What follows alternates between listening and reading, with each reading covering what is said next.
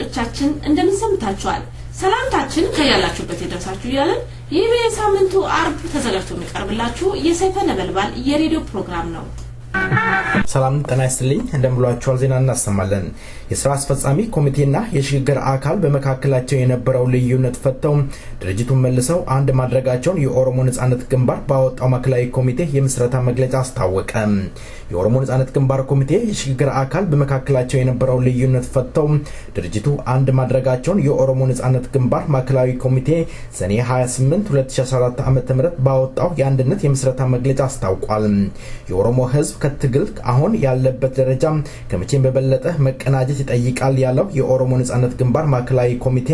ትግሉ የጠየቀውን ስልት በአስቸኳይ ቀይሶ ትግሉን ማፋፋም እንደሚሰራ የኦሮሞ ነጻነት ግንባር ማዕከላዊ ኮሚቴ አረጋግጧል የኦሮሞ ነጻነት ግንባር ሰራዊት ልዩ ኃይል ሁለት የወያኔ ሰላዮች ላይ እርምጃ ወሰደ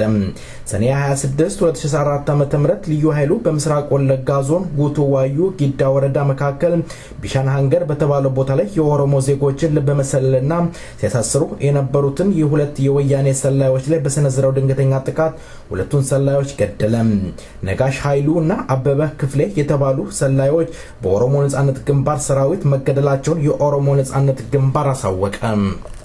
በአዲስ አበባ ከተማ አካባቢ ባሉ የኦሮሚያ ልዩ ዞኖች ወደ አዲስ አበባ ከተማ አስተዳደር ለማካተት የወጡትን ማስተር ፕላን ተከትሎ በኦሮሚያ የሚገኙ ዩኒቨርሲቲ ተማሪዎች የመብት ጥያቄ ያመጣው መዘዝ የወያኔ ባለስልጣናት በኦፒዶ ባለስልጣን ላይ የሚወስዱት እርምጃ እየከፋ መምጣቱ ተገለጸ ሰሞኑን በናዝሬት ከተማ ድብቅ አስቸኳይ ስብሰባ መቀመጣቸውም ተጋለጠ የስብሰባው ዓላማ የበጀት ምደባ የሚል ሽፋን ይሰጠው እንጂ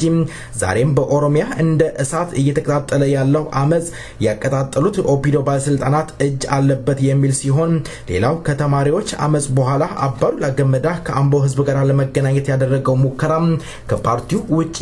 ከፓርቲው እውቅና ውጪ ሲሆን ለግል ስምና ዝና ሲባል የተደረገ መሆኑን ኮንኖም ኦፒዶ እንደ ድርጅት ሊቀጥል የሚችለው ትዕዛዝ በመቀበልና ትዕዛዝ መፈጸም ሲችል እንደሆነ የትግራይ ተወላጅ አቶ ገብረ ህይወት ገልጸዋል አቶ ከድር ሙክታር እንዳሉት ኦፒዶ ለእንደ ኦሮሞ ለኦሮሞ ህዝብ መቆም የሚችለው ተግተን የኦሮሞን ጠላቶችን ስንከላከል ብቻ ነው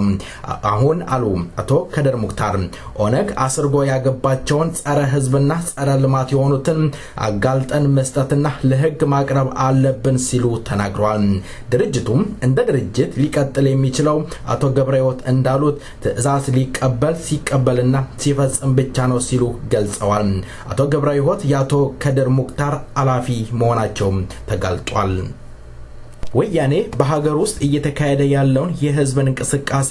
እንቅልፍ ስለነሳው ወታደር እያሰለጠነ እያስመረቀ ይገኛል ጨፍልቅ በመባል የሰለጠነው ወታደር በትናንትናው ዕለት ተመረቀ በጦር ላይ የሰለጠነው ጨፍልቅ የተባለው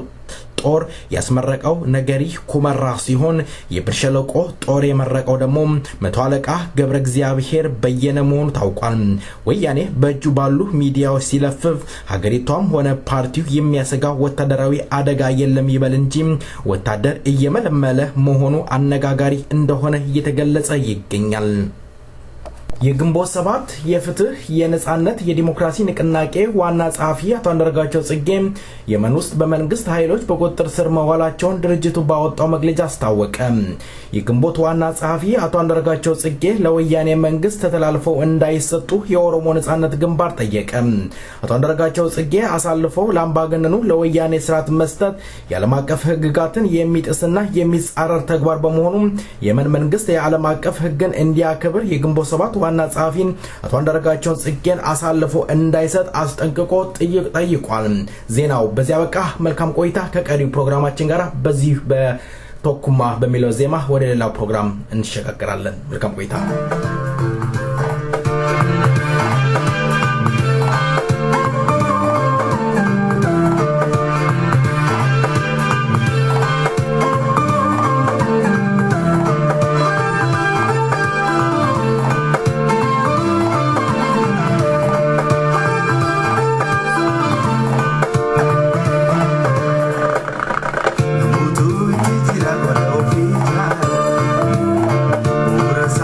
Say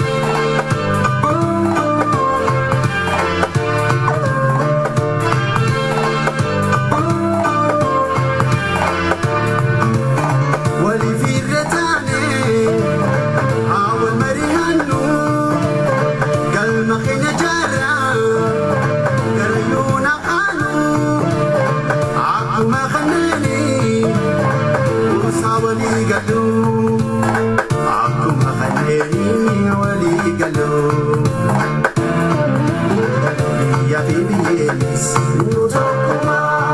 aadaa seenaanis nu tokkummaa afaan keenyaas tokko nu tokkummaa maaliif wal baqannaa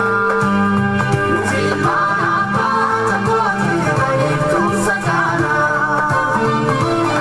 biyyaa fi biyyees nu tokkummaa aadaa seenaanis nu tokkummaa afaan keenyaas tokko nu tokkummaa maaliif wal baqannaa nuti ilmaan abbaa tokkooti waliif tumsa taanaa.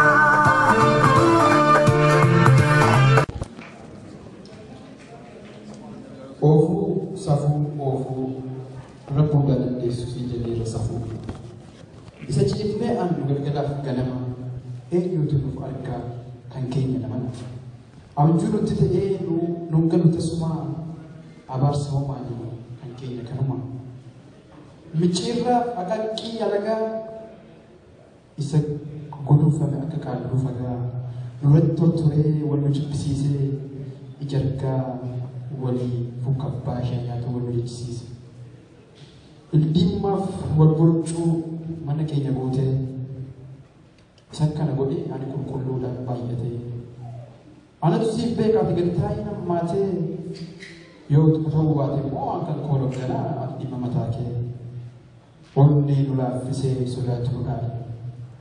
hojiif haamleen bu'ee arrabatu nu caalu gungummaaf roorrisuu mana keenya isaa sobaan injifachuun sobanii jiraachuun aadaan lakkaa'ame. Kanaaf siin jedha safuu oofuu safuu hin hiiktanne jedhee akka yaadee beeku danqaa fuula keenyaa cabsite hin cabsite jennee badaayyuu naman keessa keenya laaltee isa nu raatisse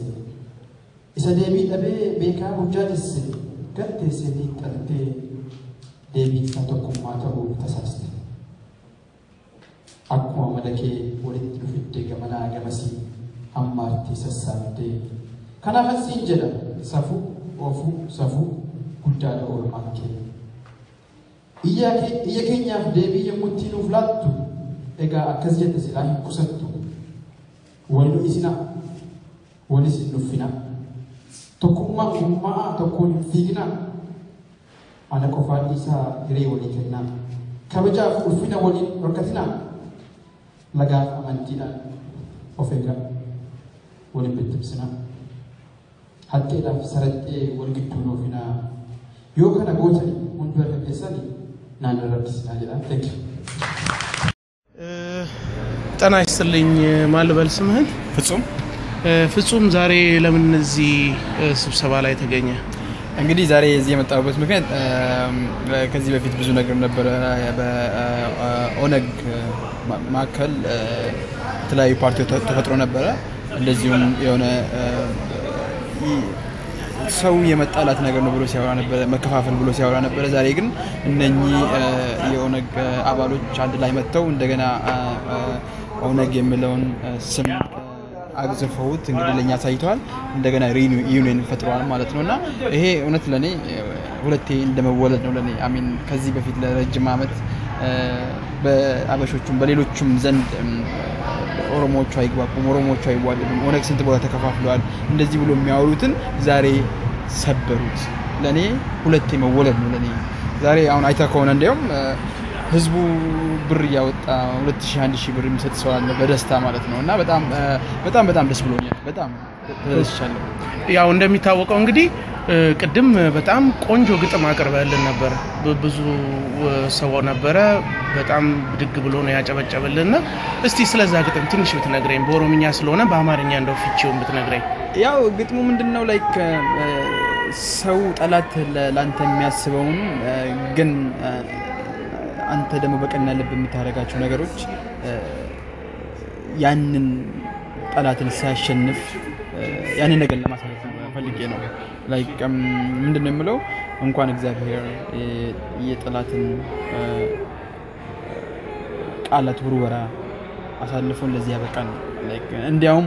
እነሱ ሲያወሩት የነበረና ግጥሜ ላይ ያዘጋጀሁት በጣም የሚመሳሰል ነበርና በጣም ገርሞኝ ነበር በጣም ደስ ብሎኛል እሱም ነበር እንደውም ሰውንም ራሱ ሊያስጨበጭበው የቻለውና ወደ ሌላው ነገር ለመለስ ሁለቱ ድርጅቶች ብላንስ ተነበረና እንግዲህ እንደማቀው ቃመጨውምሳና ሸኔ ናቸው በጋራ አንድ ላይ ይቅርታ አድማጮች የአንድ ላይ የሆኑትና አሁን ደግሞ ዛሬ እንግዲህ አንድነታቸውን ወደ አንድ ቦታ ተመልሰው ጉልበት ሊሆኑ አንድ ሆነው ሊታገሉ ዛሬ በመላው ዓለም አስታውቀዋል ለኦሮሞ ኮሚኒቲ እና ይሄ ነገርም ትንግርትን ፈጥሯል ምክንያቱም ሰው ሲጠብቅ ነበር ለአንድ አመት በላይ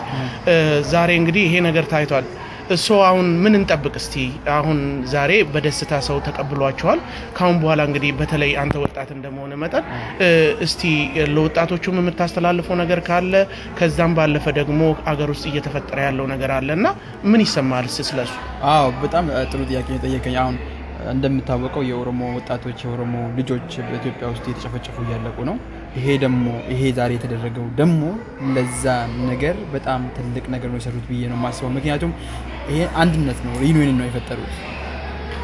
በብዙ ቦታ ተረዳትነው የነበረ ሐሳባችን አንድ ቦታ ያመጡት አሁን አይተ እንደሆነ ሁሉም ሰው ይሄን አይል ብር ሰጣለው ኤቭሪ መንዝ ይሄን አይል ለድርጅት ሰጣለው ይሄንን ማጠናከር አለብን ጣላታችንን በዚህ ነው መዋጋት የምንችለው ነው አሁን ያለው ነገር ምንድነው አንድ ላይ ሆነን ጣላታችንን ምገልልን እኛን የሚያስረን ያንን ነገር መዋጋት መቻል ነው መቅረፍ መቻል ነው ያን ችግር ህዝቦቻችን በሰላም ገብተው እንዲኖሩ ከሌላውም ብሔረሰቦች ጋር በሰላም እንዲኖሩ የማድረግ ሁኔታ ነው ያለው ማንንም ወጣት የሆነ ኦሮሞ ይሄንን እንደድሮ ያለ ፍራቻ ኦነግ እንደዚህ ነው የሚባለው ነገር ትቶ ያለ ፍራቻ መጥቶ የራሱን ነገር ኮንትሪቢዩት ማድረግ አለበት ዝም ብሎ ከሚያለቅስ ያ ወንድሜ ሞተ ጎረቤቴ ሞተ ብሎ ከሚያለቅስ እዚህ ጋር መጥቶ አንድነት ተፈጥሯል ኦሬዲ ከዚህ በኋላ ያለውን ጠላት መዋጋት መስበር ብቻ ነው ማለት ነው እሺ ስለ ግጥም ስታነሳ በጣም ልቤን የነካኝ ነገር አለ ሰፉ የሚል ነገር አንስታል ትክክል ነው በኦሮሞ ታሪክ ይሄ ወርድ በጣም የተከበረ ቋንቋ ቃላት ነው እሱን ተጠቅመ ነበር ሰዎችን እጃቸውን ስታስመታና ሰዎች ሲያጨበጭቡ ላይ ነበረው ያንን ግጥም ደግሞ እንግዲህ በሰይፈ ነበልባል ራዲዮ ቃል ትገባልናለ በየ2 ሳምንት ወይም በየወሩ በተመቸ ሰዓት ለአድማጮቻችን ለኦሮሞ ህዝብ ለወጣቶቹ የሚያስተምርና ሊያበረታታ የሚችል ትግሉንም ደግሞ ወደ አንድ እርምጃ ሊያስኬድ ስለሚችል ስላመንበት ሰይፈ ነበልባል ላይ እንግዲህ እንድትቀርብልን ቃል ግባልንና መጨረሻም ደግሞ የምታስተላልፈው ነገር ካለ አሁን እንግዲህ ላይክ አሁን እንዳልከው ያው ሰዎቹም ተደስተው ነበር እንደዛም ደግሞ አንተም ተቀባይነት አግኝተዋል እያልከኝ ነው ብቻ አንተ ናና ይሄን ነገር አዘጋጅልኝ ካልክ ለህዝቡ አስተላልፍ ካልከኝ እኔ ደስተኛ ነኝ አረጋዋለሁ ቃል ብገባለሁ በተጨማሪ ሌላውም ብዙ ኦሮሞዎች አሉ ብዙ ታለንት ያላቸው በእያንዳንዱ ሚዲያ ላይ ይሄዱ ታለንታቸውን የሚያውቁትን ነገር የሚያዘጋጁትን ነገር ለህዝቡ ኮንትሪቢዩት ቢያደርጉ ጥሩ ነው ብዬ ነው የማስበው በጣም አመሰግናለሁ ኦኬ ፍጹም አመሰግናለሁ እኔ ኦኬ ቴንክ ዩ በጣም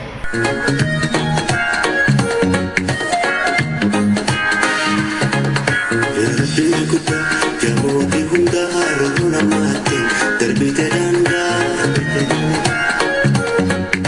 echine memman garanu madasi walen kamu birmadu gofta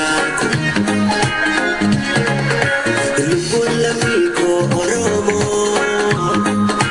ralte elafati akefiri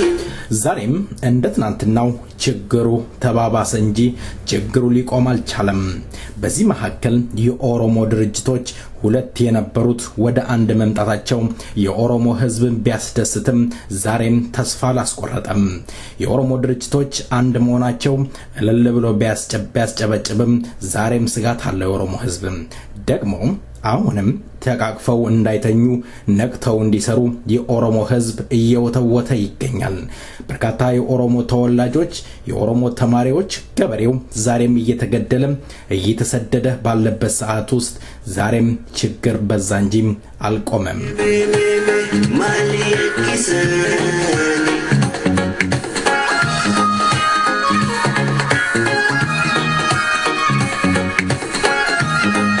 ዛሬም ኦሮሚያ እየደማች እያለቀሰች ትገኛለች። ኦሮሚያም እንዴት ውላ እንዴት ሰነበተች? ከቄሮ ጋራ የማረጋውን ቆይታ እንድትከታተሉ ጋብዛለሁ። በዚህ በጀመርነው ዜማ ቆይታ እናረግና ቄሮን ይመለሳለሁ። መልካም ቆይታ።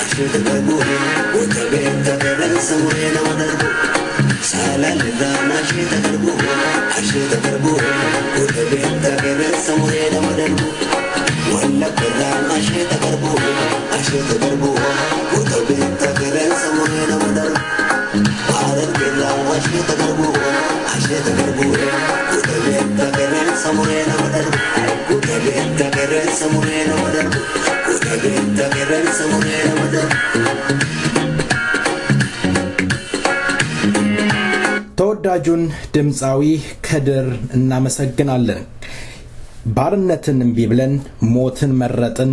ክላሻቸው ሺማት ተራመስ የሚችል ነው የኦሮሞዎች እያለ ዘፍኗል። ባርነት እጅግ ያስጠላል፣ እኔን ያሰኛል።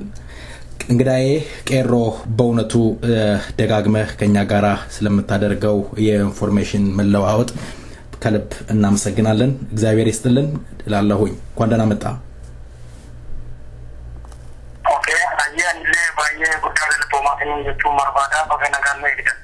በጣም አመሰግናለሁ ቄሮ። ኦሮሚያ እንዴት ሰነበተች? ኦሮሚያ ከሰቲ ሶኪን ፍንጭላ ደዳገር ቦማ ደረቴ ፎሞይ ደጋማ ገራ ባቲ ሰዲ ገራቶማሙ ትጅራ ሶኪን ኦሮሚያ ከሰኞ አመሌ አላን ከነኝ ተፎፈጅሮ ከሰቶ ጋ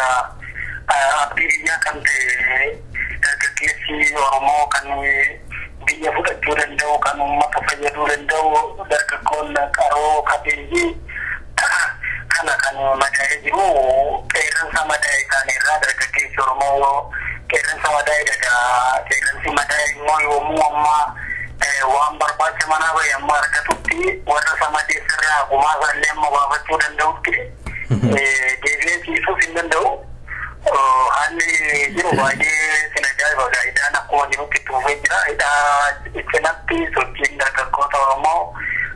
daran jabaachuutti kan jiru keessattuu yeroo ammaa kana sochii kana dhaamsuudhaaf mootummaan abbaa irree kun bifa walgahii garaa garaatiin hiriira ba'aatiin adeeggaraa jechuudhaan uummata keenya irratti gara marsaa sadii olii kan deemamaa jiru. Uummanni sana harkatti kuffisee jira. Uummanni keenya fudhannu jedhee uummanni keenya nu cina dhaabbachuun yookiin injifannoo guddaadha. Uummanni keenya rakkoosaa hubatee keessattuu siyaasa addunyaa yeroo ammaa kana dhalli namaa garoomee sarmuudhaan hin garboomnu sammuudhaan bitamnee keenya irratti mirga keenya sarbamnee hin jiraannu jedhee uummanni keenya nu cina dhaabbatee mirga isaa kabachiifachaa jira. Kun waan baay'ee nama gammachiisuuf nama boonsudha. Egaa atau malah kapsul kesatu orang yang minum mudata gagal mahit dura kan kesatu kama awas kana umat kana kan sadar keadaan buat dan coding dari marama menggunakan tidak berkodati orang todati hamil umat kenya tidak maju buya ada buya ti bayi kan jawa tadi bayi tipis sapi motuma uman na pangkawin niya bustayo kanale data tinggal di sekitar senjata juga punya sudah jasiya saat inolan ne motuma dia kana pikatur waktu tadi di Indonesia di Goto apa kawin itu jadi umat amane umat aku atau kutombosi apa kawin itu umat kana ukam sia pikatur isat saat nami di Jawa makana sanar dapat kan Jawa makana dari kon Oromo apilih warna atau orang orang sadar gara-gara kesedan wajib update ani rakyat jalan akso karena kesete kota nodan kan kota sudah cair ni sanar sudah buka kesese nodan gara mau mana bayar pun kesetu wajib pemilih Euroik jalan kapso kama awas karena undir masih diwanteh awas nufan undir roga kam kesai awas niro order tu nada Euroik kun Euroik tu order goma jira wante project tu terlilam subject ya maka debali menjadi kan project tu terlibat apa jiro anak anak nega kesatu Euroik maka naga bodina Oromia telikung dan debate jadi bani motuma kana totali godin Oromia gara godinon sana jam to koyo makana waranu man kan kaman jadi umman waranu man kan egama jiro gede warana kan egama jiro uya gara uya tidak ni tu hejra itu ummata zakatu mai tu hejra baratone abli warnota kada kalam mafa kuta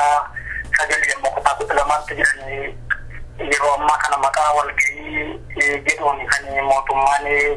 buja jesuar baru waraton ni diteran kan doda baca jirani kan awal kabati ditawar to kana bomotan hadir ka surani ana wannai pokok-pokok dan aku majuti dari desa ukan sani mana turun kolektif fetira ana kana da kalli oromia ke sejiru bayi wanne sinajaibo jolle oromo kon masanya jirani anggo fofontane bidin ma jirani wan sambar resan wara dubisani fille maka radio oromia tv oromia jero ngi ke satte kan maka umat kana tini radio jere wari motuma bayre kumbana kan ranne man oromo tigesa kon masani jirani ke satte sama-sama nyu javi puranille namonni gara stone kuda Porta kaso jira dia mani kejero anda jiro gara sama muda jira motumani apa nama kawai tinu uang bocah jiro kana yuko ofi manu uang bodo daerah banyak nama di bawah motuman dia kana dikaji dari maratu jira መልካም dari maratu anu mati do kenenti anu mati do kata anu mati do kenenti ega sana wanti tadi baye yeroti sokopinu ma ufata ni dengan yeroti shakani da hali yitiru yitira sama buta ke sertike satu political crisis nama bi ke satu mana jirofi ke satu tema kabin samargere nama tin kabin siyasa tin hali yitike sejuru wani genati kan motuma kana yeroti ke satu anggora terbuda hali yitike sejuru kana makata መልካም እንግዲህ የተቃቀስካቸው ነገሮች አሉ በተለይ የጋዜጠኞች የኦሮሞ ሬዲዮ የኦሮሚያ ሬዲዮ ጋዜጠኞች የሚሰሩ ወደ 17 እንደተባረሩ ነው እየገለጽ ያለው እኛም የሰማነው ያንን ነው እንደው ልታገኙአቸው አልሞከራችሁም በምን ምክንያት ሊያባረሯቸው ቻሉ እንደው በሌላው ደግሞ ምንድነው የኦሮሞ ህዝብ በአሁኑ ወቅት በሀገር ውስጥ ያለው የኦሮሞ ህዝብ እንቅስቃሴና አሁን እየተካሄደ ያለውን እንቅስቃሴ የኦሮሞ ህዝብ ህሊና ንቃት ምን ይመስላል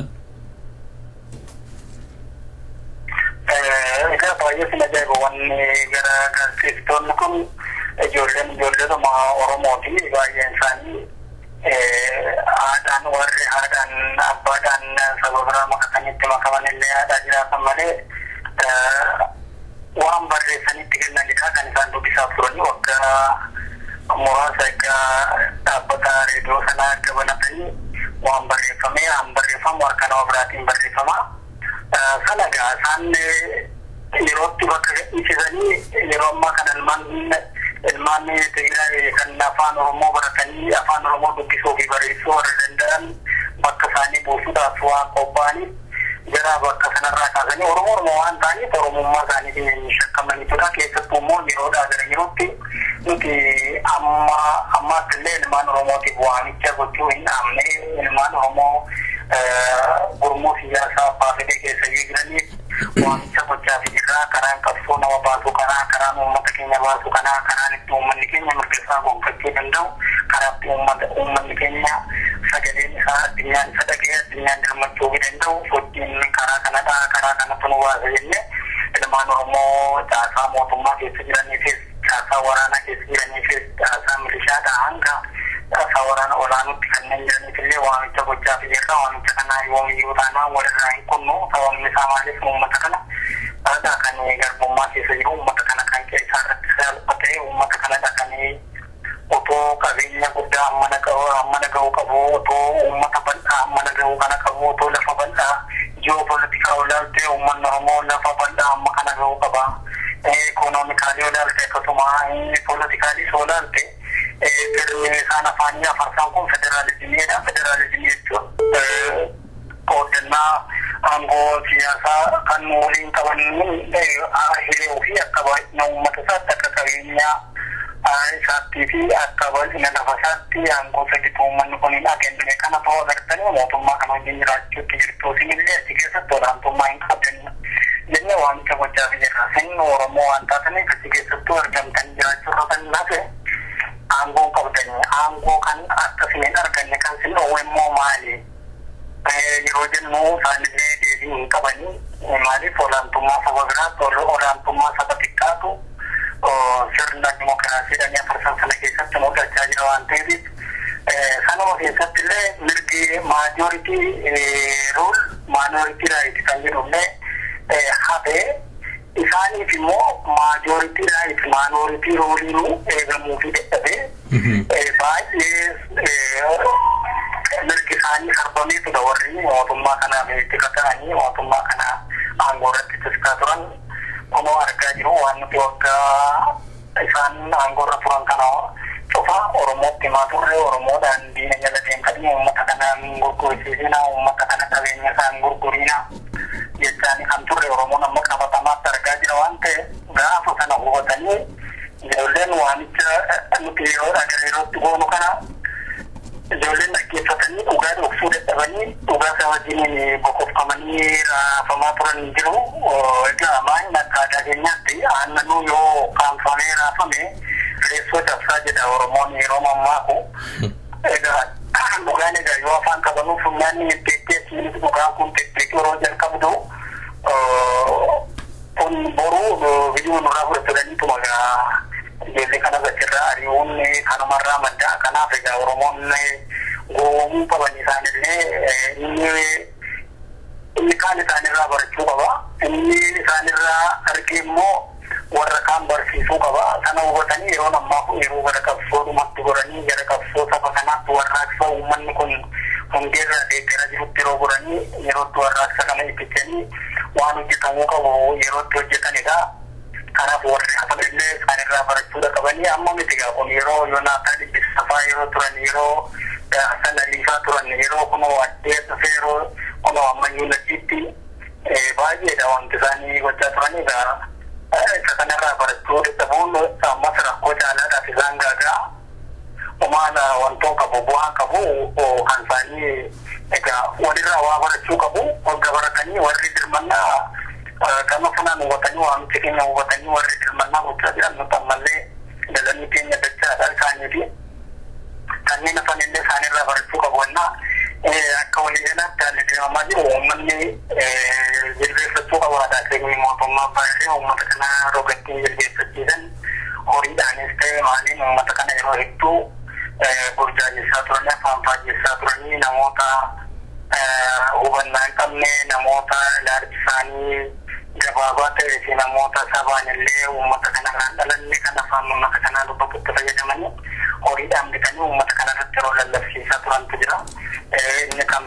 sana kamesha guddaatti kan isaan itti fayyadaman qawweedha. Uummanni kun immoo qawwee kana sodaa malee jala dhaabbatee wareegama kaffalaa jira.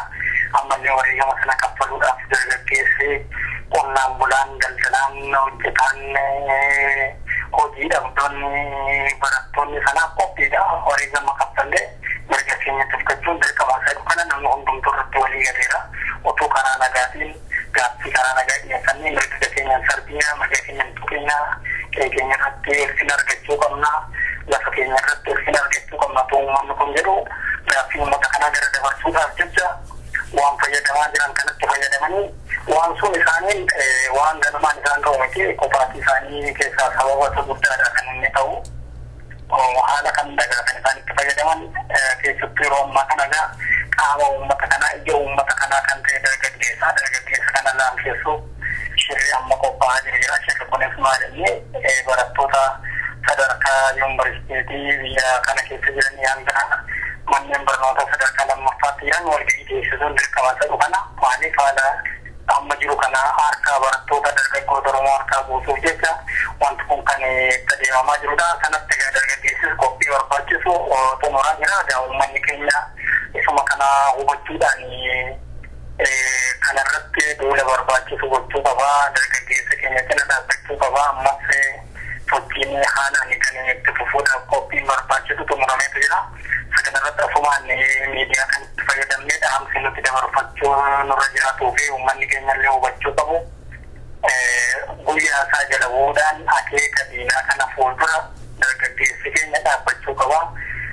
Oromoon horiidhaan mirga isaa dabarsee gurguruun qabu. Horiidhaan dabarsee qe'ee abbaasaa qe'ee akaakillee abaabilleesaa dabarsee gurguruun qabu. Kan lafeen akaakillee abaabilleesaa irratti awwaalame har'a faranjiis ta'ee innis qophooree baasee mirga dhala namaa kun of tuffachiisuudha waan ta'eef isa kanarratti Oromoon lafa jiru ammallee jabaatee itti fufuu qaba.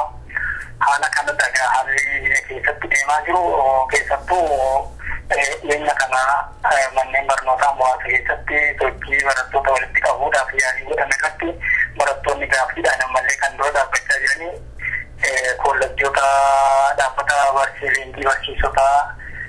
biyya kana keessa jiran keessatti keessattuu dhaabbata barsiisota kan Jimmaa, Mattuu, Naqamtee, Asallaa fi isaan kana keessatti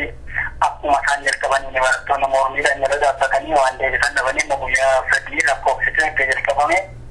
haala kanatti furmaata waaraa gochuudhaaf uummanni Oromoo tonaan wal duukaa dhaabbatee qabsoo biyya keessatti gaggeessaa jiru kana qabsoo biyya keessatti dargaggeessi ulaa kanatti uummata kana baasa. Uummanni kun bifa gurmaa'een bifa qindaa'een karaa socho'uu qabu. Karaa kana yoo deeme mirga isaa kabachiifata jennee jechuudha. Sochiin kun kan jalqabarraa fi kanaaf uummanni kun ammallee isa kanarratti bakka jiru socho'ee waan hojjechuu qabu hojjechuudha. Inni harka diinaa keessa jiru harka diinaa keessaa ba'uu qaba. Hamma isarra ga'utti hamma ibiddi warra kaan gubaa jiru hamma isa gubutti taa'ee eeguun qabu. Nudura dhaabbachuun qabu waan biraa gochuudhaa baatanii qoonqoodhaaf jedhee harka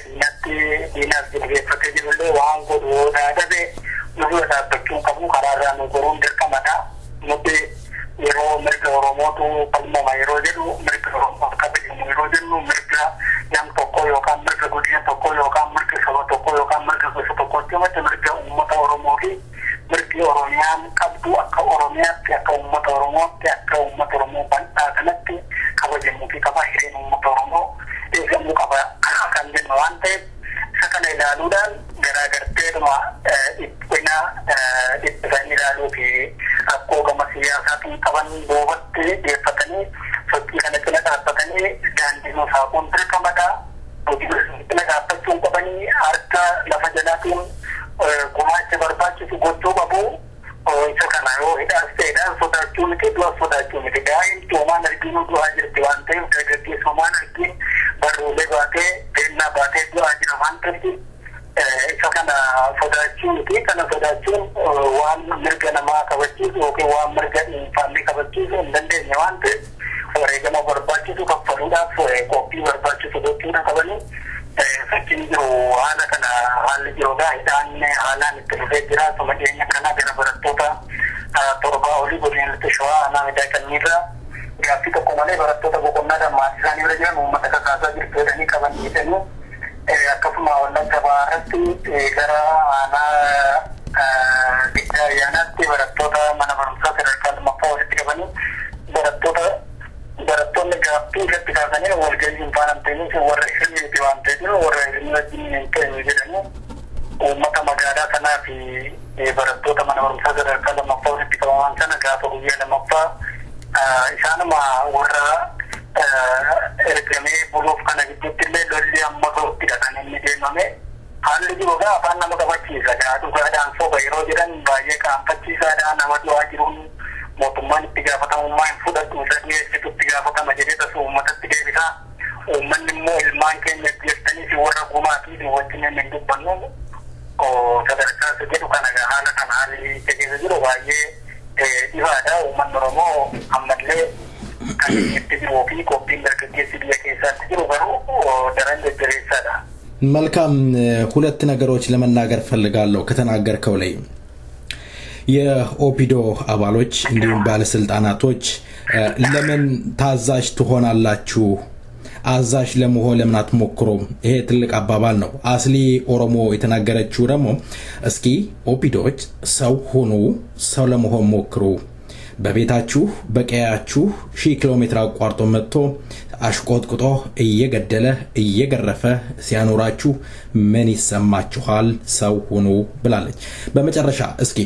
አጠር አድርገ ያሁን ያለው ኦፒዶ ውስጥ የገባው ችግር እንዴት ታያዋለ በመጨረሻስ ለኦሮሞ ህዝብ አሳጥረህ የምታስተላልፈው መልእክት ምን ይሆን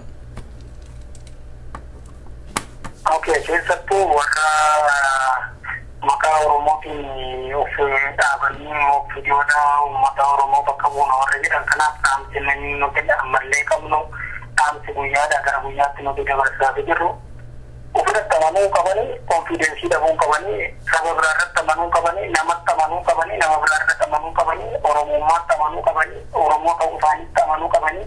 olaantummaa Oromoo eeguudhaaf yoomillee taanaan kufanii ka'anii olaantummaa Oromoo eeguudhaaf hojjechuu qabanii otuun isaan didanii namni Oromoo fi jiru Oromoo namni isaan godhu jiru namni isaan fannisuu hin jiru sababni isaa maaliif uummata guddaa amma kana badhatu namni waa dubbate uummanni kun nama deeggara nama dhugaa uummata kanaa dubbate uummanni kun nama deeggara nama uummata kanaaf dhaabate uummanni kun doogosaa jira nama uummata kana nyaachaa jiru nama uummata kana gurgurachaa jiru nama qabeenya uummata kanaa otoo arguu dabarsee gurguraa jiru ija qabatanii qabeenya uummata Oromoo gurgursiisaa warra jiran ija qabatanii warra ilmaan Oromoo hiisisaa jiran yoomillee taanaan itti gaafatama seenaa jala ba'uu waan hin dandeenye isa kana beekanii ilmaan isaaniitiif dogoggora seenaa har'a hojjetamu kana sanyii isaanii isa kana yaadanii egeree dhalaf jalaa qaban egeree sanyii jalaa qaban illee isa kana yaadanii daba uummata kana irratti godhamaa jiru dura dhaabbachuu qabanii butuu qabna hoo kanan boone isaaniitillee gaariin ta'u isaaniillee itti gaafataman taanii jala isaan galcha lammaffammoo bittaan badinaa bitamanii jiraachuu garba ta'anii jiraachuudhaan alatti waan isaan faayidaa argatan hin agarra waggaa 23 keessatti garba ta'anii jiraataniiru hamma yoomitti garba ta'uu qabanii dammaquudha qaban isaanii waamichi keenya ammallee itti fufinsaan guyyaadhaa gara guyyaatti waamicha isaan laallatu waamicha isaan gochuudhaa qaban numa dabarsinaa fi isaan ga'uu gurra duuchatee ciise jira warri otoo beekuu akka nama indeenyetti akka nama nageenyetti ciise jira isaan kun illee dammaquu qabanii uummanni kun yeroo manaa bahee dhumaa jiru yeroo keessa irratti dhumaa jiru rakkoo biraamiti rakkoo boru jenereeshinii amma lafarra jiru kanaa fi jenereeshinii daa'ima dhalatti lafarra jirtuuf yaaddoo boru jiru irraa ta'e uummanni kun wareegama kaffalaa jira waan ta'eef wareegama uummata kanaa ummatti gochuu fi ijatti gochuudhaaf uummanni Oromoo dammaqsiisaan waan amma adeemsifamaa jiru kana keessatti namni kamuu qooda bahuu qaba ga'eessaa bahuu qaba hamma danda'u waan danda'u kamiin sochii warraaqsaa gaggeeffamaa jiru kana cina dhaabbachuu qaba isa kana kana namni dhaamuu barbaadu gabaabaatti uummata Oromootiif gama biraatiin haala sochii siyaasa Oromoo uummata Oromootti ija gochuu fi bilisummaa uummata Oromoo eegsisuudhaaf dhaabbileen siyaasa Oromoo yeroodhaa gara yerootti socho'aa turan keessattuu dhiyeenya kana qaamni siyaasaa uummata Oromoo kanneen mootummaan yeroodhaa gara yerootti waanuma dhugaa uummata Oromoo dubbatamu waanuma karaan uummata Oromoo gara bilisummaatti hidhuuf karaan uummanni Oromoo ittiin mirga isaatti hirkachuu danda'u karaan ittiin kabaja mirga abbaa biyyummaa isaa eegsifachuu danda'u kanadha waan jedhamu duulli guddaan kan inni godhamu dhaabbilee siyaasa Oromoo keessaa duulli guddaan adda bilisummaa Oromoo irratti kan inni gaggeeffamu. Kan uummanni Oromoo hundeerraa jaallatu jaarmiyaa kanadha. Kan dargaggeessi Oromoo hundeerraa jaallatu jaarmiyaa kanadha. Jaarmiyaan kun mormuun jaarmiyaa kan mormoonni jaarmiyaa kanarraa daambaan walitti deebi'anii jaarmiyaan kun miila lamaan lafa jechuun ammallee uummata kanatti onnee horee jira. Ammallee dargaggeessatti onnee horee jira. Sababni isaa maaliif uummata addunyaa kana keessatti uummata siyaasa qindeeffatee uummata dhaaba siyaasaa jalatti gurmaa'ee karooraaf tartiimoodhaan uummata sochootu mirga isaa kabachiifachuu danda'a waan ta'eef isa kanatti hedduudha kan uummanni keenya gammadee jiru dargaggeessi keenya gammadee jiru ammallee warri hafe isa kana hordofuudhaan gara kanatti deebi'uudhaan gara kanatti hin deebine rakkisaadha maaliif amma danda'amaa ta'etti gara tokkotti dhufuudha yoo dhaaba'uu baates dhugaan gara tokkotti nama fiduun waan namnedha waan ta'eef isa kana kan nuti dhaamuu barbaannu keessattuu gama sochii warraaqsaatiin warraaqsi biyya keessatti eegalee jiru kun bu'aa gurguddaadha kan inni uummata kanaaf fidaa jiru warraaqsi kun gama ilmaan Oromoo gama miidiyaa garaagaraa keessa miidiyaawwan walabaa kanneen kan Oromoo miidiyaawwan alatti argaman kun hojii gurguddaadha kan hojjechaa jirta waan ta'eef isa kanarratti ammallee wareegamni isin kaffalaa jirtan dachaadhaan ta'uu qaba ammallee uummata kana gara tokkotti toosisuuf qabsoo uummata kana daandii qabsiisuudhaaf ammallee inni kun jabaatee itti fufuu qaba uummanni Oromoo sochii warraaqsaa biyya keessattis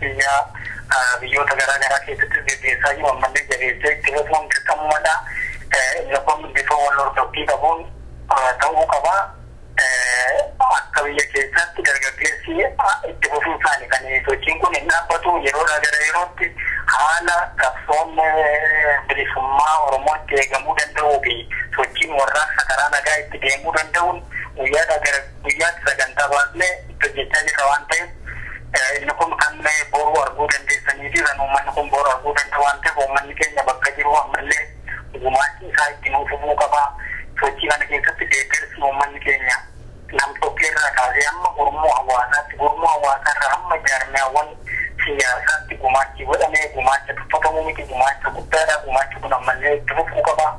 isaan kanillee nuti dachaadhaan galateeffannaa ammas gumaachi isaanii akka itti nuuf fufu ni gaafannaa akka dargaggeessa biyya keessaatti akka sochii dargaggeessi biyya keessaa gaggeessaa jirutti isa kana kan nuti dhaammannu sochii kana keessatti wal tiksaa wal hordofaa waan gaggeeffamaa jiru keessatti yeroodhaan dammaqeen isaan qooda fudhachaa wal duukaa sochoonu jechuun barbaada kana dhaamsa uummata keenyaaf dabarsuu barbaada. መልካም እንግዲህ ከኦሮሚያ ያገኘው ቄሮ ክለብ አመሰግናለሁ ሁለት የኦሮሞ ድርጅቶች አንድ በአንድ ስር ሆናችሁ ለመታገል ለህዝባችሁ ነጻነት ክብር ለመቆም ያደረጋችሁት ትልቅ ተጋድሎ በእውነት የሚያኮራ የሚያስመሰግናችሁ ነው ግን አሁንም የምንለው ተቃቅፎ ከመተኛት እግዚአብሔር ይሰውራችሁ የኦሮሞ ህዝብ ደም የኦሮሞ ወጣት ደም ዛሬም እየጮኸ ባለቤት ይፈልጋል እናት እያለቀሰች ልጇን እንጨት ተሸክማ ቀጠል ሸጣ ያሳደገችው ልጅ በአርመኔው በወያኔ እጅ እየተገደለ ስለሚገኝ የኦሮሞ ድርጅቶች ኦሮሞን ወክለናል ያላችሁ አንድ ላይ ቆማችሁ ታግላችሁ ይሄንን ህዝብ እናት ምታነባውን እንባ ደረስኩልሽ ብላችሁ እንባውን ልትጠርጉ ይገባል እግዚአብሔር ያበርታችሁ እንላለን ቄሮ በእውነት ከልብ አመሰግናለሁ እግዚአብሔር ይስጥልኝ ayer se me dio falta bañe que la toma tu mavia kamnu tu mavia mata tu mavia kamnu la la la me mi oromo wanta wa kakaze ke se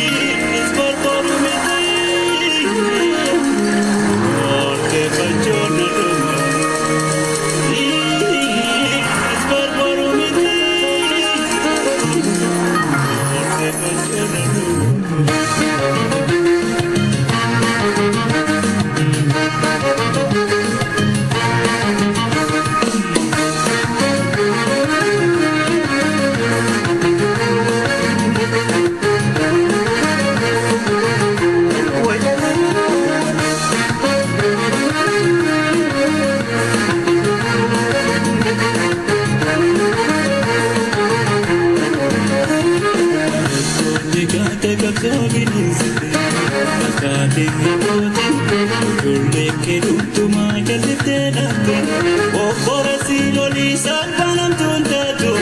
ofirratin nu kare benenza nunyatu arramo man bedu esaga ufkatu ofirratin nu kare benenza nunyatu besi nunyatu kai ramadendra tu kai besi nunyatu kai ramadendra tu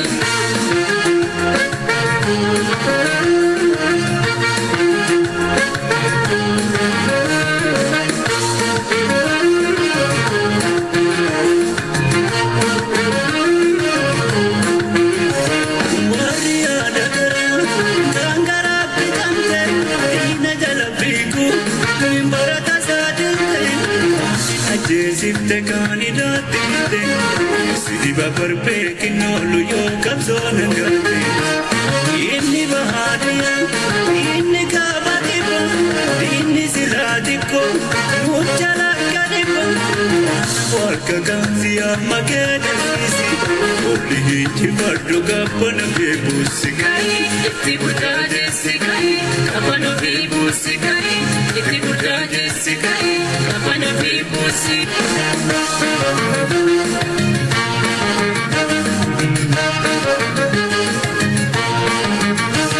Maraka walaka marasa dale imajene tenya raraka nudale urana nagale bale biatida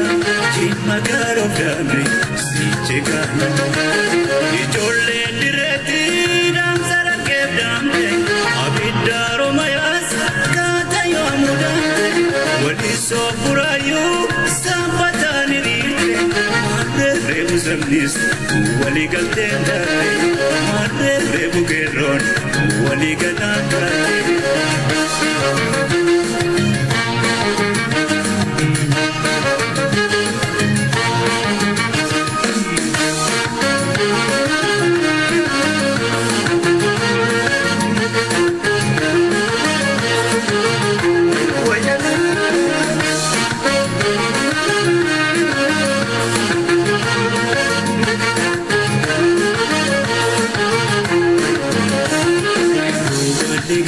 Kapsolin sete ati kamoti tole kiruntu macha titenate o poresilo li salvanam tundato o ferratnem no kai benenza nunyatu aramo mal vedu esaga ukato o ferratnem no kai benenza nunyatu kai benenzi nunyatu kai ramadendra tu kai benenzi nunyatu kai ramadendra tu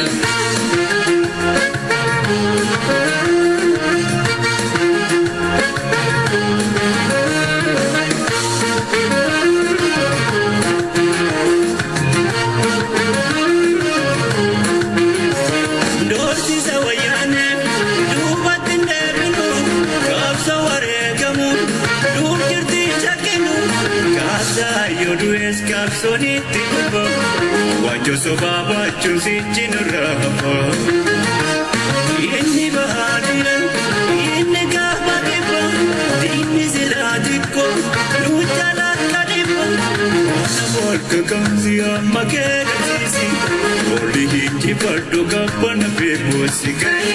tibujaje sikai, kapana bebu sikai, tibujaje sikai, kapana bebu sikai.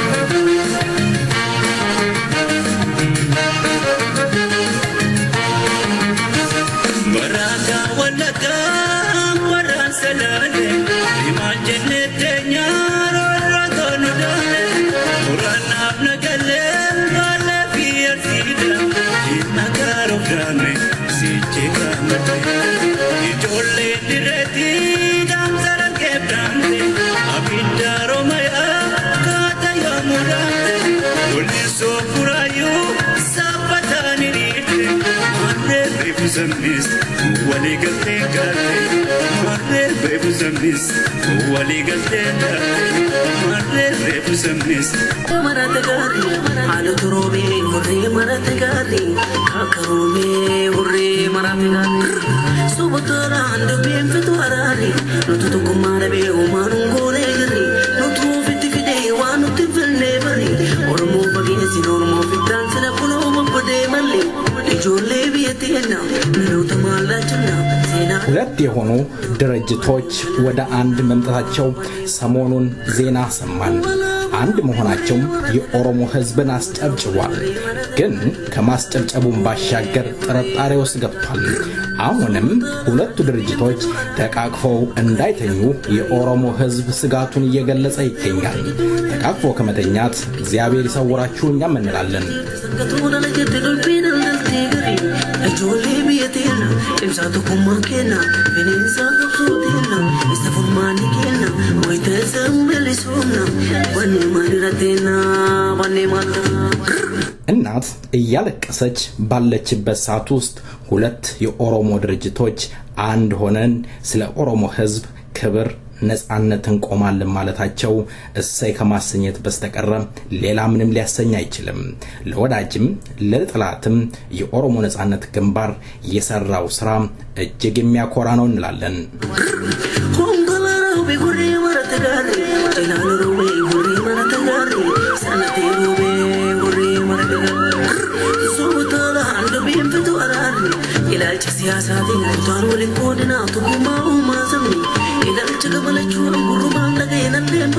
ይህ ህዝብ የፈረደበት ነው የኦሮሞ ህዝብ ወራሪ እንደሆነም ዛሬም አንደበታቸው ሞልቶ የሚናገሩ ካብራኩ የወጡ ኦሮሞ ነኝ የሚሉ ቁጥራቸው በርከት ያለ አለ የኦሮሞ ህዝብ ወደ ደቡብ ዘልቆም ጨፍጨፋ ካይዷል ሲሉ ዶክተር ዲማ ነጎም በድፍረት ተናግረዋል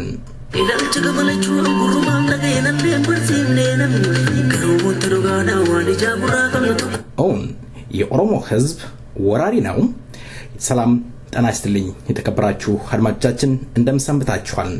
በዚህና በተለያዩ ጉዳዮች ላይ ልንወያይ አቶ ከቢርና አቶ ታዲዮስን ጋብዣለሁኝ መልካም ቆይታ ከዜማ በኋላ እንግዶችን እየቀርባለሁኝ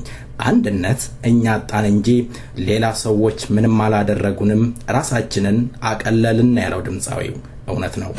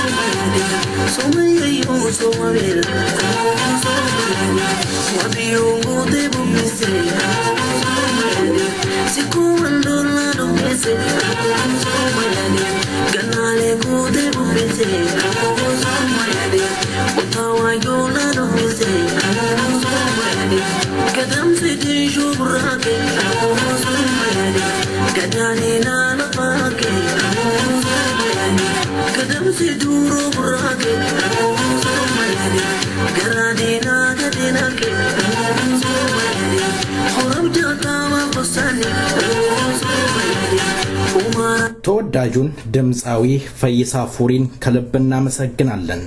አንድነት የሌለው ህዝብ ስለ ነጻነት ሊያወራ አይችልም፣ ቢያወራም አያምርበትም። እንግዶቼ ለቃለ መጠይቁ ፈቃደኛ ስለሆናችሁ በሰይፈ ነበልባል ሬዲዮን ዝግጅት ክፍልና እንዲሁም በአድማጮቼ ስም ከልብ አመሰግናለሁ። አቶ ከቢር እስኪ ሙሉ ስሞትና የሥራ ድርሻዎትን ለአድማጮች ይግለጹልኝ። በጣም አመሰግናለሁ። ከዲያ ከቢር አባኩም በልባላለሁ። የዚህ ቻርተር የኦሮሞ ነጻነት ግንባር አባልም ነኝ። እንግዲህ አቶ ታዲዮስ አብዲሳን የሚሉት ነገር አለ? ታዲዮስ አብዲሳ እባላለሁ። ያው እንግዲህ በተደጋጋሚ እዚህ ራዲዮ ላይ ስቀርብ አዲስም አይደለም። ያው ስለ ኦሮሞ መብትና ነጻነት እንዲሁም ደግሞ ባለፈ ህዝባችን ሲጎዳ በተለያየ ራዲዮ ላይ ቀርቦ እንግዲህ የዚህን ህዝብ ችግር ለመናገርና በመናገር ነው እንግዲህ የምታወቀውና ይሄንን ነው ማለት የምፈልገው። እውነት ነው። እንግዲህ ሁለታችንም አመሰግናለሁ። አቶ ከቢር ሰሞኑን የኦሮሞ ነጻነት ግንባር ሁለት የነበሩት ወደ አንድ መተው በአንድ አስተዳደር ስር ገብተዋል። እንዴት ነበር አንድነቱ ሊፈጠር የቻለው? መቼም ሁለት የሆነ ድርጅት ወደ አንድ ሲመጣ የስልጣን ሽግሽጎች ሊኖሩ ይችላሉና እስኪ ስለዛ ለአድማጭ ይግለጹልን። ያ በጣም አመሰግናለሁ። እነዚህ ሁለቱ የኦሮሞ ነጻነት ግንባሮች አባኦ ሸኔ ጉሚ ወይም ኦኤልኤፍ ናሽናል ካውንስል እና አባኦ ካመቼ ኡምሳ ወይም ኦኤልኤፍ ትራንዚሽናል አውቶሪቲ በመባል ይታወቁ የነበሩ ድርጅቶች ላለፉት 14 ዓመታት በተናጠል ይታገሉ እንጂ ሁለቱም አላማቸው ያደረጉት ሀገራችንን ከቅኝ ግዛት ቀንበር ስር አውጥቶ ነፃና ሉዓላዊት ኦሮሚያን መመስረት ነበር። ምንም እንኳን በእነዚህ ጊዜያት ያስገኙት የማይናቁ አኩሪ ድሎችን በተናጠል ቢያስመዘግቡ መለያየታቸው ይበልጥ የጠቀመው ጠላቶቻችንን እንደነበረ ለማንም ግልጽ ነው። ይሁን እንጂ አሁን ልዩነታቸውን በውይይት ፈቶ ሊደርሺፓቸውን አባላቶቻቸውን እና የድርጅታቸውን ስትራክቸር አዋህደው በስመጥር እና ብርቅዬ የኦሮሞ ልጆች ደም በተገነባው ድርጅታቸው ስር ተመልሶ መሰባሰባቸው ለኦሮሞ ህዝብ እና ለነጻነታችን የሚያደርገውን ትግል ለሚደግፉት ወዳጆቻችን ሁሉ ታላቅ ብስራት ነው። በተለያዩ ምክንያት ከትግሉ ጎራ ርቀው የነበሩትም ተመልሶ ይሰባሰባሉ የሚል ግምትም አለኝ። በተለይ ደግሞ በአሁኑ ወቅት በኦሮሞ ወጣቶች የተጀመረው የእምቢ አልገዛም አመፅ በመላ ኦሮሚያ እንደ ሰደድ እሳት እየተቀጣጠለ ባለበት ወቅት መሆኑ ልዩና ታሪካዊ ውህደት ያደርገዋል ብዬ አምናለሁ። እንግዲህ አቶ ኢዮብ ከአሁን በኋላ ተከፍሎ የነበረው ሪሶርሳችንን ኃይልና ሪሶርሳችንን አሰባስቦ በድል ባቡር ተሳፍሮ በኦሮሞ ነጻነት ሰራዊት መሪነት ወደ እንትን መገስገስ ነው። ወደ ኋላ እንመለስም ነው። አንዴ የድሮ የ91 ኦነግ ሸጥቷል፣ ህዝቡም ተደስቷል። ይሄ ነበር የህዝቡም ሆነ የአባሎቻችን ጥያቄ ነበረ ነው። አንድነትን የመሰለ ትልቅ ነገር የለም። አንድነት ማለት ዝም ብለን በቃል በወስም ጥሪ ብቻ አንድነት እንዲህ ነው የምንለው ነገር ሳይሆን ያለህን ነገር ሁለት እንደ አንድ ሳይሆን አንድ ሆኖ እንደ መቅረብ ማለት ነው። አሁን በኋላ ሌላ አመራር የለም፣ ሌላ መሪ የለም። የተለያዩ መሪዎች አንድ ላይ ተሰባስቦ በአንድ ቦታ ላይ ገቡ ሳይሆን አንድ ላይ ቀልጦ አንድ አካል የሆኑበት ነው ይሄኛው ማለት ነው። just like 1991 የነበረው አይነት ሁኔታ ማለት ነው። ኦነግ ማለት ነው። ዋላ ያለው ማለት ነው። መልካም አቶ ታዲዮስ እንግዲህ ሰይፈ ነበልባልን ወክለህ በቦታው ተገኝተህ አንዳንድ ሪፖርት ታደርገልን ነበር። እስኪ በቦታው ያየኸው ነገር ምን ይመስላል? በጣም አመሰግናለሁ ዮ በጣም ደስ የሚያሰኝ ነበር በእውነት በርካታ ሰው ነበር ከፊታቸው የሚነበበው ነገር በእውነት የሚያስደስት ነበር ሁሉም ተደስቶ ነበር ወደ ስብሰባ አዳራሹ ሲገባ የነበረው እንደውም ከዚህም በፊት ሳልጠቅስ ማላልፈው ነገር ስለ ኦሮሞ ነጻነት ግንባር ሲነሳ በርካቶቹ ፓርቲሲፔት የሚያደርጉትም ከተከፋፈላችሁ ለጠላታችን በር መክፈት ይሆናል ተብሎ ሳይለንት ማጆሪቲ ሆነው ቤታቸው ሲቀመጡ የነበሩት ሰዎች ሁላ እዛ ስብሰባ ላይ ያየው መሰለኝና በእውነት አቶ ከቢር እንዳሉትም በጣም የሚያስደስት ከዛም ባለፈ ደግሞ ይሄ አሁን ወደ አንድነት የተመጣው የቃመጮምሳና የሸኔ የኦሮሞ ነጻነት ግንባር ድርጅቶች ይሄ አንድ ነበሩ እሳቸውም እንዳሉት አቶ ከቢር አንድ ነበሩ አላማቸው በአካይድ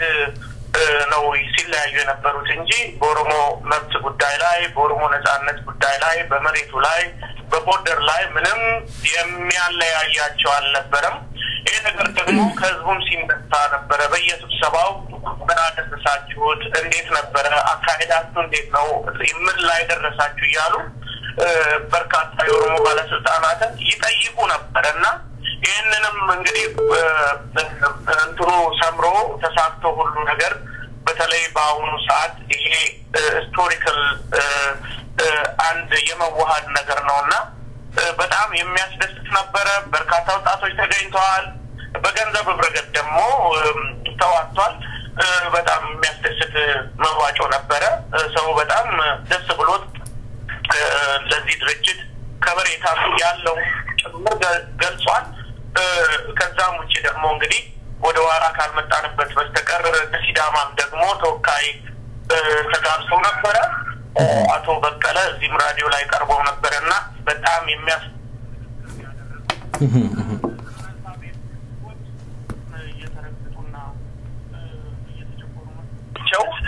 የኦሮሞ ብቻ እንዳይደለ ሌሎችንም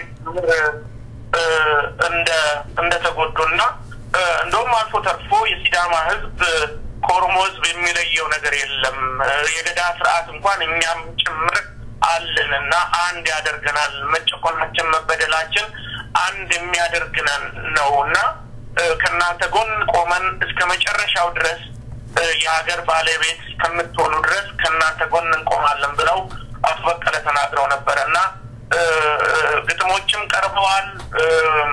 አስሊም ደግሞ እንደምታውቃት የነጻነት ታጋው ኦሮሞ ልጅ በጣም ቁጭ ብድግ የሚያስደርግ ንግግር ነበር የተናገረችው እና ከሞላ ጎደል በእውነት ጃልጫላ ወይም ሞቦጫላም ደግሞ በጣም ደስ የሚል ንግግር ነበር ያደረጉት ከሞላ ጎደል በእውነት ያለት የሚያስደስት ነበር ብሎ መናገር ይቻላል እዩ መልካም አቶ ከቢር እንግዲህ የኦሮሞ ነጻነት ግንባር ሁለት ብቻ አይደለም ያሉት በአሁኑ ወቅት ሌላም የኦሮሞ ተወላጆች አሉ እንደው ድርጅቶት እንደ አባት ወይም እንደ ጥላ ሆኖ የተቀሩትን ስለማነጋገር እንደው ያሰበበት መንገድ ይኖር ይሆን ምክንያቱም ከዚህ በፊት እስከ ድርጅቱ ተነጥለው የወጡት ወደ መርከቢቷ መመለስ አለብን እያሉ ይገኛሉ ተዋርደናል እየተዋረደን ያለነውና ከውርደት ልንወጣ የምንችለው አንድ ሆነን ስንታገል ነው እያሉ ነው ምናልባት እንደው እዚህንንስ እንደው ያያችሁበት መንገድ አለ አዎ በትክክል ይሄ በጣም አስፈላጊና ሊደረግ የሚገባ ነገር ነው ሎክ ዛሬ የኦሮሞ ህዝብ ሆነ የኦሮሞ ነጻነት ከአብራኩ የወጣው የኦሮሞ ነጻነት ግንባር የሚፈልገው ይሄን ህዝብ የተነፈገውን ተፈጥሯዊ መብቱን እንዲጎናጸፍ ማድረግ ነው በዚህ ነገር ደግሞ በዚህ የሚያምኑ ሁሉ ተበታትኖ የራሳቸውን ትግል ከማካሄድ ይልቅ አንድ ላይ መጥቶ በአንድ ድርጅት ስር ሆኖ መስራታቸው ይሄ ክሊር ለማንም ግልጽ ነው በጣም ጠቃሚና ኃይል ሊሆን የሚችል እንደሆነ የታወቀ ነው ከዚህ ቀደም ቢሆን የኦሮሞ ነጻነት ግንባር ሪስ ያደርግ ነበረ በዚህ አጋጣሚም ደግሞ ውህደቱን ሁለቱ በፈጠሩ ጊዜ ጥሪ አድርጓል ማንኛውም ግለሰብም ይሁን ድርጅትም ይሁን በማናቸው መንገድ ለዛ ህዝብ ነጻነትና ብልጽግና ማናቸውን የተነፈገውን ነገር መልሶ የተፈጥሮ በፈጣሪ አምላኩ የሰጠውን ራይት በእጁ እንዲያስገባ የሚያደርግ ሁሉ የትግላችን አካል ነው፣ ወዳጃችን ነው፣ አካላችንም ነው። በመሆኑም ይሄ ሁሉ ተሰባስቦ አንድ ላይ ሆኖ ይሄን ህዝብ ለድል ማብቃት የሚችልበትን መንገድ ከማመቻቸት አልፎ በዚህ አጋጣሚ እንዳውም ጁን 29 ላይ ውህደት በተፈጠረ ጊዜ ጥሪ ተደርጓል። ከሌሎች መሰል ድርጅቶች ኦሮሞ ድርጅቶች ጋርም ንግግር ማተር ኦፍ ታይም በቅርብ ጊዜ ውስጥ የሚከናወን ነው። ይሄኛው ወረድ ያለቀ ነገር ነው ማለት ነው። እንግዲህ ትልቁ ነገር አላማችን ሰይፈ ነበልባልም ይሄንን ነው የምንፈልገው። የኦሮሞ ህዝብ አንድ ሆኖ ለክብሩ ለነጻነቱ መቆም አለበት እንላለን። እንደው አቶ ታዲዮስ እንደው በአሁኑ ሰዓት የኦሮሞ ህዝብ ሁሉም ወይም የኦሮሞ ፖለቲከኛው ድርጅቶች አንድ ሆነው መታገል አለባቸው የሚባል ነገርም አለ። አሁንም አቶ ከብሂር የተናገረው ነገር ጥሪ ተደርጓል ነው እያለኝ ያለው።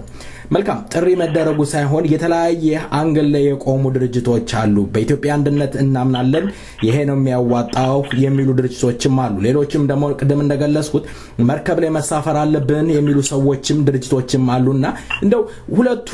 የመጋጨት አይሆንም? የኦሮሞ ነጻነት ግንባርስ እንዴት አጣጥሞት ሁለቱን ሊሄድ ይችላል? ይሄንንም እንደው ለአቶ ከብሂር አንድ ላይ እንደው ብትመልስሉኝ ደስ ይለኛል። ቅድሚያ አቶ ታዲዮስ ተቀለል አድርጌ ነው ያልኩት እንጂ ይሄ ክሊር ነው። አሁን የታወቀ ነገር አለ፣ ሁለት ነገር አለ። ለዚህ ህዝብና ለኦሮሚያ ነጻነት የሚታገል ኃይል አለ።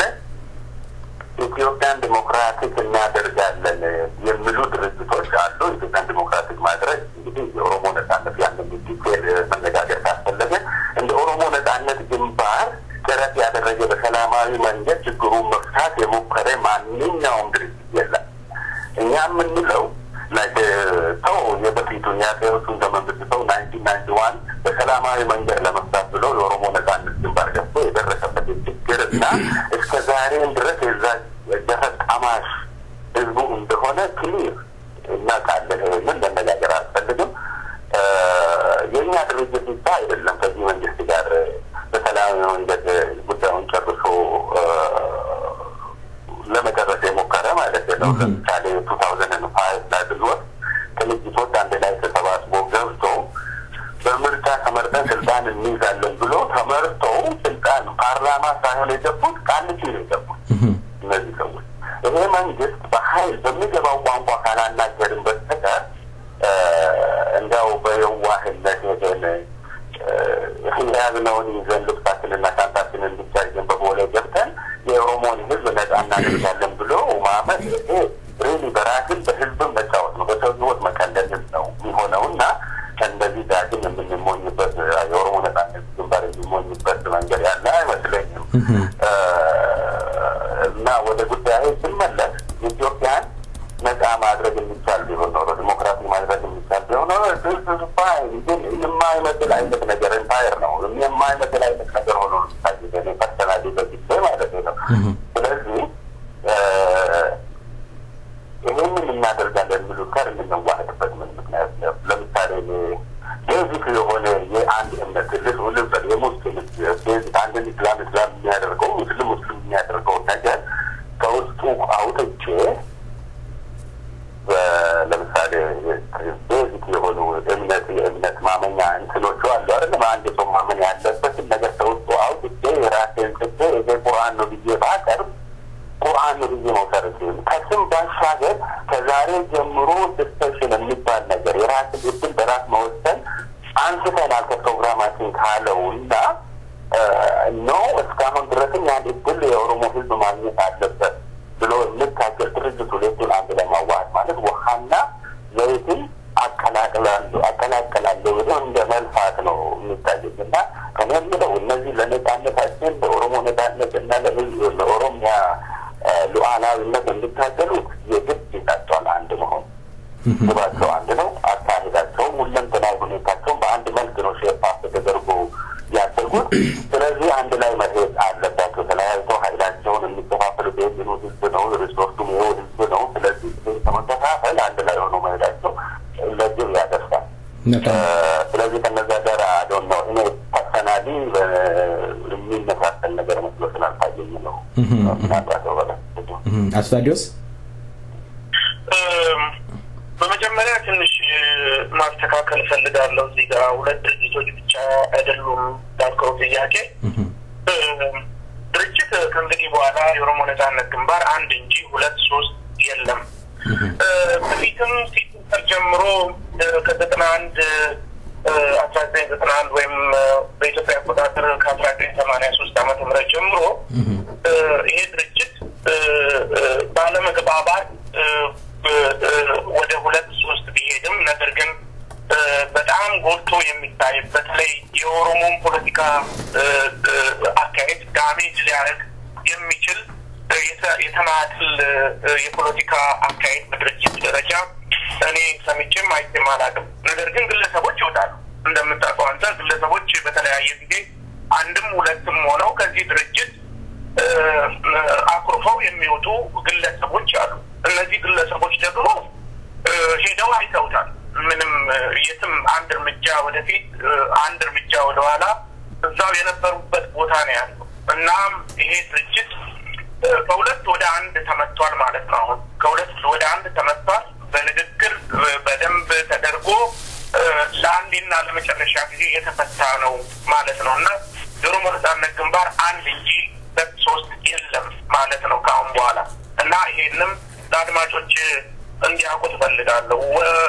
ወደ ሌላው ነገር ስመለስ ግለሰቦች አሁንም እንደገና ተመልሰው ወደ መርከቢቷ መመለስ አለብን ብለዋል መርከቢቷ እንግዲህ የጫነችው ህዝብ ነው ህዝብ ደግሞ የሚነገረውን የሚያዳምጥ መጥፎ የሆነውን ነገር የሚተው ጥሩ የሆነውን ነገር የሚቀበል ነው ህዝብ ማለት እንግዲህ ህዝብ ነው የሚወስነው ማለት ነው በፊት በእውነት በጣም አደጋ ላይ በነበረበት ሰዓት ይሄ ድርጅት የኦሮሞ ልጆች እስር ቤት በገፍ በሚታጎሩበት ዘመን የዛሬ 2 ዓመት ከዚህ ድርጅት ተፈልቅቀው ወጥተው የኦሮሞ ልጆች መታሰር እንኳን ግድ ሳይሰጣቸው የኦሮሞ ልጆች መሰደድ እንኳን ግድ ሳይሰጣቸው ሄደው ከተለያየ ድርጅቶች ጋራ እንደማስሽ የተጣበቁበት ዘመን ነበር እናስታውሳለን ነገር ግን እነዛ ድርጅቶች እንደማስቲካ ታኝከው ነው የተሰሩት እና ግለሰቦቹ ማለት ነው እና ዛሬ ምን ተገኝቶ እንደሆነ አላውቅም ወደ መርከቢቷ ሊመጣ የተፈለገበት ምክንያቱም መርከቢቷ እኮ ውሃ ማስገባት ጀምራ ነበር መጠገን ያስፈልግ ነበር ያችን መርከብ ዛሬ የሚዘውራትም ደግሞ የሌለበት ጊዜ ወይም ደግሞ ነዳጁ አልቆ በአንድ በአካባቢ የምትታፈሱበት ወቅት ነበር ያኔ ነበረ ያችን መርከብ ወደ ውሃ ጥልቃ እንዳትገባ ማስተካከል የሚያስፈልግ የነበረው ዛሬ ምን ተገኝቶ ነው የሚባለው ለአድማጮች መተው ነው ለኦሮሞ ህዝብ መተው ነው ለኦሮሞ ህዝብ እንዳልኩት ደጉንም ያውቃል ጥሩንም ያውቃል መጥፎንም ያውቃል ስለዚህ እሱን ለኦሮሞ ህዝብ ለኦሮሞ ማህበረሰብ መተው ይሻላል ነገር ግን መርከቢቷ አሁን ተስተካክላ አራት እግር ኖሯት ውሃው ላይ የተጣበበች ወደ ነጻነት ጉዞ የምትሄድበት መንገድ ተመቻችቶላታል እና ግለሰቦች አያስፈልጓትም ህዝቦች ግን ተረባርበው እቺም መርከብ ያዳኑበት ጊዜ ነው እናም ከእንግዲህ በኋላ ወደ መርከቢቷ የሚመጣ ሁሉ ጠባዩን አስተካክሎ ታርሞ ህዝብን ይቅርታ መጠየቅ ነው ይሄ ድርጅት የግለሰቦች ድርጅት አይደለም የኦሮሞ ልጆች ደም ፈሶ የቆመ ድርጅት ነው አይተናል በምንም አይነት ማንንም 24 ሰዓት ቢሰራ ይሄ ድርጅት የኦሮሞ ነጻነት ግንባር ዝም ብሎ የሚጠፋ ድርጅት አይደለም አይጠፋም ይሄ ድርጅት የህዝብ ድርጅት ስለሆነ ህዝቦች በጋራ ያቋቋሙት ድርጅት ስለሆነ ስለዚህም ተባቸውን አርመው ይቅርታ ህዝብን ጠይቀው መመለስ ከቻሉ እኔ እርግጠኛ ነኝ አቶ ከቢርም ይተባበሩኛል በዚህ ነገር በሩ ክፍት መሰለኝ እና ይሄንኑ ነው ማለት የምፈልገው አቶ ታዲዮስ እንግዲህ አንድ የድርጅት እንዳለ ነው እየገለጽክ ያለኸው እኔ ልታረም የኦሮሞ ነጻነት ግንባር አንድ ነው ልበል ምክንያቱም ሁለት የነበሩ ድርጅቶች ወደ አንድ መተናል ብለው ለህዝብ ኦሮሞ ህዝብን አስደስተውታል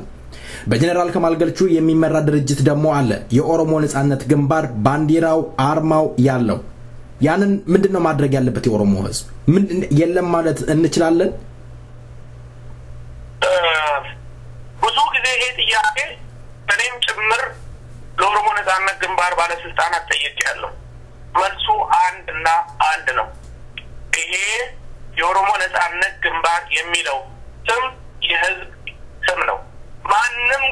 ወጥቶ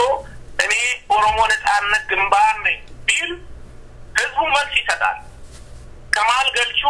ምን እንደነበረ ዛሬ 5 ዓመት የወጣ ግለሰብ ምን ሰራ ለኦሮሞ ህዝብ ያደረገው ነገር ምንድነው ብለህ ብትጠይቀኝ አንዳችም ነገር የለም። ስለዚህም አሁን የኦሮሞ ነጻነት ግንባር የሚባለው በስም መጠሪያ በወልስሙ ኦሮሞ ነጻነት ግንባር ነው እንጂ ማን ነው ተከታዮቹ ማን ነው የሚከተላቸው የሚለውንም ምንድነው ሪሶርሳቸው የሚለው ህዝብ ነው መቼም ሪሶርሳቸው ህዝቡ ይከተላቸዋል ነው ይሄንን ለአድማጮቹ መተው ነው። ስለዚህ እኔ እንደማውቀው ከሆነ ብዙም ሪስፔክት የሚደረግ ድርጅት በሁለቱ ጎን የነበረ አባላቶቹንም ለሁለት የሰነጠቀው እሱ ነበረ። ስለዚህም እነዚህ አባላቶች ወደ አንድ መጥተው አሁን ያንን ሁሉ ያጣፉበት ነገር ነው ያለው። እናም ይሄንን ከዚህ ተነስቼ ከዚህ ሬሾ ተነስቼ ነው የኦሮሞ ነጻነት ግንባር ካሁን በኋላ መጠሪያ ስሙ 1 እንጂ 2 3 የሚባል የፖለቲካ ወይም የኦሮሞ ነጻነት አካሄድ የለም። ወደ አንድ ተመጥቷል። በመላው ዓለም መግለጫ የተሰጠበት ነገር ነው ያለው ማለት ነው። መልካም አቶ ከቢር በዚህ ላይ እየስማማሉ? ምናልባት እንደው ኦሮሞ ሲተርት አንድ ነገር አለ ሐሬ ወልቲ መሌልካን እንጨብሲቱ አህያ ቢራገ ጥርስ አይሳበር የሚባል ነገር አለ። መቼም ኦሮሞ ነው እሳቸውም የኦሮሞ ተወላጅ ናቸው ሌሎችም የኦሮሞ ተወላጆች ናቸውና የኦሮሞ ድርጅትን ወክለን ወጥተናል እስካሉ ድረስ እነዚህን እንደው ለመቀራረብ ለመነጋገር የታቀደ ነገር ይኖር ይሆን? ምክንያቱም የምጠይቀው ለኦሮሞ ህዝብ ግልጽ እንዲሆን ፈልጌ ነው። with the respect ገባታ እኔ የትኛውንም ድርጅት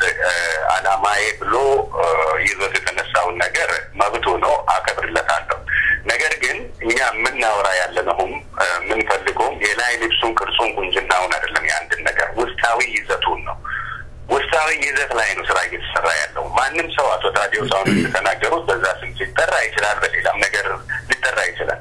እናትም አባትም ልጅ ሲሰይሙ የፈለጉትን ቆንጆ ደስ ያላቸው ነገር ልጃቸውን ስለሚወዱ በዛ ስም መሰየም ይችላሉ። ይሄ መብት ነው። የማንም መብት ነው። የትኛውም ድርጅት መብት ነው። ዛሬ እኔ አንተ ወይም ታዲዮስ ሶስት ላይ ሆነን አንድ ድርጅት ኦሮሞ ነጻነት ግንባር በዚህ መልኩ መመራት የለበትም ይሄ ነው እኛን ይመስለንና ብለን መሰየም እንችላለን። ድርጅት መመስረት መሰየሙ ላይ አይደለም ጉዳዩ ውስጡ ነው። ምንድነው ሊከናወን የተፈለገው ስራ የሚለው ላይ ነው። ሊከናወን የተፈለገው ስራ ተመሳሳይነት ካለው ለምንድነው ተለያይቶ ይሰራው አንድ ነገር? ለምሳሌ አንድ ቤት ሲሰራ አንተ ምንድነው ቼቻ እንትን ሰንበሌጥ አትሻማም። አንድ ቤት ነው የሚሰራው። ሲሰራም ደግሞ ተርቲብ አለው። መጀመሪያ ምን መስራት እንዳለበት ከዛ ቀጥሎ ምን መስራት እንዳለበት የትኛው መቅደም እንዳለበት የትኛው መከተል እንዳለበት መጨረሻ ላይ የትኛው መምጣት እንዳለበት ታውቃለህ ከወዲሁ። ያንን ካዛባ ቤት መስራት አትችልም አይደለ? እና ይሄን ቤት በጋራ ለመስራት የሚፈልጉ ሰዎች ለምንድነው የሚሻሙት ነው? አንድ ላይ መጥቶ በጋራ አንድ ቤት ይስሩ። እዛም ጋር ያሉ ሰዎች በጋራ አንድ ቤት መስራት ይችላሉ። በየትም በኩል ይሁን እኔ ለኦሮሞ ህዝብ ነው የምታገለው ምን በየትም በባለም ይሄድ በቦሌ በየትም ይሄድ የሚያመጣ ከሆነ የሚፈልገውን ነገር የሚያመጣ ከሆነ እሰየው ነው። ለምን አንተ ታመጣለኛ ሳናመጣ የሚል የለም። እኔ ካላመጣው እኔ ካላደረኩ አንተ ለምን አደረክ የሚል የለም። እንደ ትክክለኛው ላይ እንደ አንድ ሰው አእምሮ እንዳለው ሰው ስናስብ ግን ሪሊ ምንድነው የኦሮሞ ህዝብ የሚፈልገው ዛሬ ነፃነቱን ነው የሚፈልገው። እንደ ሰው ሆኖ አንገቱን ቀና አድርጎ በሀገሩ መሄድ ነው የሚፈልገው። ይሄንንም ብሎ ነው ዛሬ የ8 ዓመት ልጅ ነፍሱን ህይወቱን ሰውቶ ያለው በዚህ በጨካኙና ሰው በላው ወያኔ የተደፋው ደግሞ የተደፋው እነዚህ ልጆች ደም በጎዳና ላይ የተፈሰሰው ይሄንን ለማጎናጸፍ ብሎ ነው። ይሄ የሚቀለድበት ነገር አይደለም። ደግሞ ባይዛዌይና የምናደርገውን ነገር ላይክ የምትፈልገውን ነገር ከማድረግ እንትን የሚያደርግ ነገር የለም። አዘ ኦርጋናይዜሽን ኦሮሞ ነጻነት ግንባር ይሁን በኦሮሞ ስም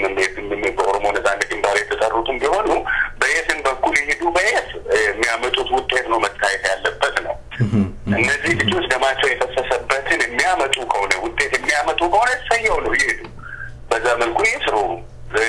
ግን እንደ አሁን እንዳለው የኦሮሞ ነጻነት ግንባር አላማው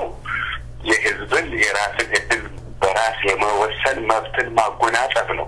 የራስን እድል በራስ የመወሰን መብትን አጎናጽፋለሁ እስከ መገንጠል የምለውን ነገር አንስቻለሁ ካለው ድርጅት ጋር እንዴት አድርገህ ነው አንድ የምትሆነው? አንድነትን እንፈልጋለን ብሎ አንዳንድ ሰዎች በተለያየ መልኩ ከነዛ ድርጅት ወጥተው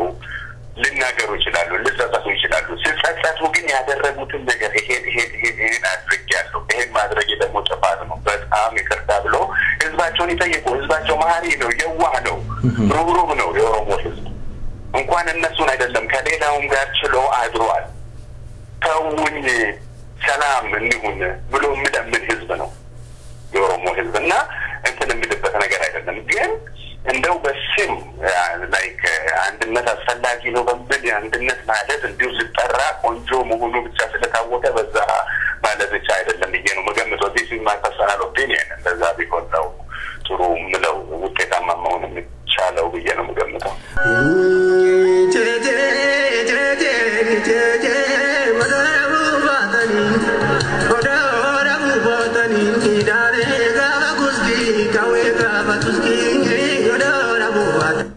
አድማጮቻችን የቃለ ምልልሱ ውይይት በዚህ አላበቃም። ክፍል 2 ይኖራል። ሳምንት ዘን እንቀርባለን።